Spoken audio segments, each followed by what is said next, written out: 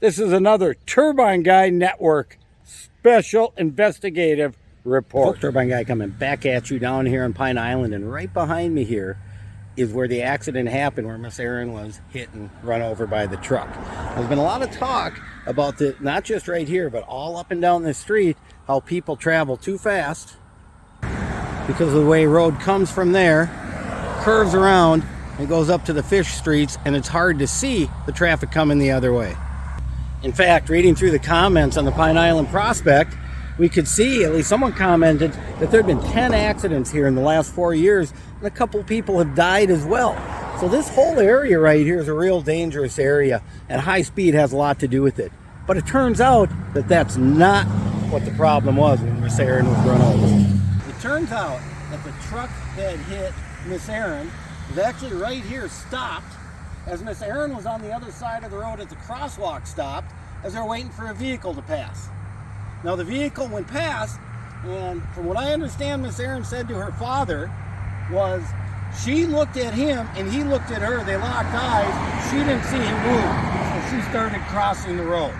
And next thing you know, she says, boom, he hit her, and he dragged her just a little bit. Now right here is where Miss Erin was struck, and he dragged her, and he said he heard the scraping as he did, and right here is where the accident ended. As I noted earlier, speed wasn't the issue because there's only a small distance to travel. The issue was this huge truck running into a bike and dragging the girl. Now it's interesting, when you look at the police report here, it says right on the bottom that they could not determine fault because of conflicting statements. But if we actually read through the statements, we find out that just is not true. Since the first statement I'm going to show you here is from Miss Erin herself, where she said, I was in the crosswalk when the truck hit me. And the second statement is from the driver of the truck, who said, I can't tell if she was or not. There is no conflict between those statements. The only true statement in there, well, I don't know if he saw her or not. I can't say that, but according to Miss Erin, they locked eyes. But the only true thing there is Miss Erin stating she was in the crosswalk. And if anyone knew Miss Erin at all, she has a bike riding thing where she repeats it numerous times a day. She lives by pattern and repetition. And if she said she was in the crosswalk, that's where she was, because that's how she does it every single time. And I know this is driving the family nuts, that in the police report, it says that they couldn't determine because of conflicting statements, but there are no conflicting statements. You know, and something else that conflicts a little bit too, I'll show you the accident diagram right here. And they show that the right side, passenger side of the truck, is what struck the bike. And if we look at this picture here I'm showing to you, we can see that the bike is under the driver's side. So that's one conflict, just another conflict, I guess, in the police report. Not only that, if you look at the back wheels of the truck, they aren't even all the way over the double yellow lines.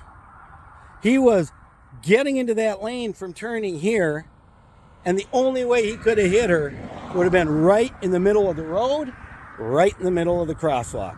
At least that's how the Turbine Guy reads it, not only from the police report, but from what Miss Erin said herself. I want to say about this big truck, I drive myself a couple of pickups, the Chevy 1500 and a Chevy 2500. Not quite as big as that one was. It had dualies on it, probably a 3500 or F350. But the point being, when you're driving a big vehicle like that, you always have to be aware of everything around you.